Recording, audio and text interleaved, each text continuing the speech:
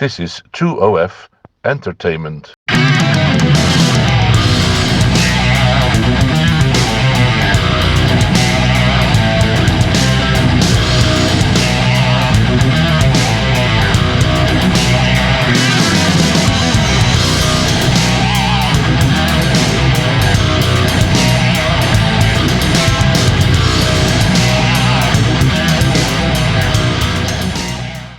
Hi, it's Kevin Bates here, and this morning I've spent quite a bit of time thinking about financial institutions and the role of finance in the modern world.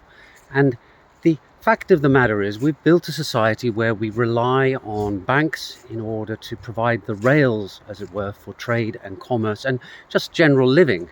We have retail banks that allow ordinary citizens to store and access their money, receive their pay, and pay for their shopping and things like that. And we have the investment banks that assist in the finance surrounding building new companies. We have central banks whose role is to control monetary policy in such a way that we don't have massive inflation or other financial problems that, despite the fact that everything underlying society should be functioning okay, doesn't, because we're using the monetary system in order to keep the wheels turning, as it were.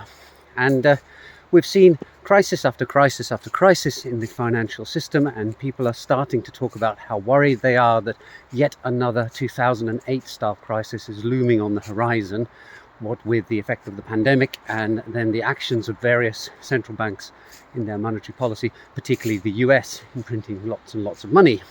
And this morning I read an article where a senior policymaker in the Bank of England was worried that cryptocurrencies could be the trigger for the next collapse. And when I dug into the article, it boiled down to his concern being that cryptocurrencies are unregulated or not regulated very strictly, and there's a risk that traditional financial institutions, the ones that, as I mentioned, we rely on in order to keep society functioning in a monetary sense, might over-leverage themselves, and then if there was a collapse in the crypto markets, they could be wiped out.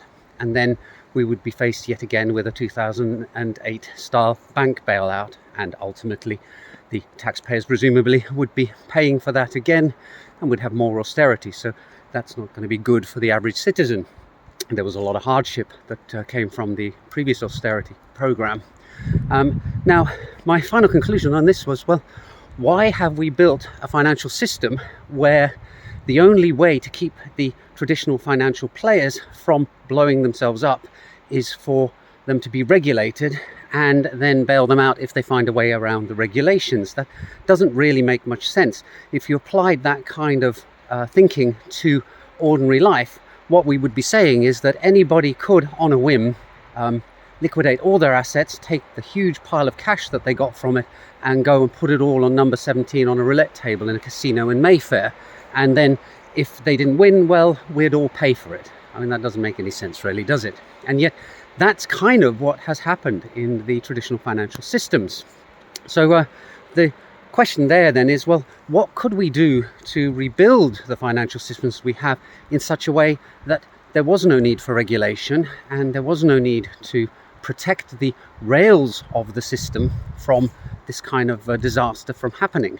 If you were comparing it to a transport system, you're looking at building a railroad rather than having lots of roads running everywhere and no speed limits and things like that. So actually, maybe that's not the greatest metaphor, but basically, is there a way of automating all our payment systems and the way that we store financial assets and move them around in such a way that it's not possible for traditional financial players who we rely on to provide these services to blow themselves up? Could the risk be removed from the system? Or rather, the risk would still be there for people playing in the system, but the system itself wouldn't stop running, i.e. a company can go, or a bank can go and put all their money on number 17 on a roulette table. They'll lose all their money, but the roulette table will keep spinning and the rest of us will be okay. I don't know, it seems like it might be science fiction and far-fetched.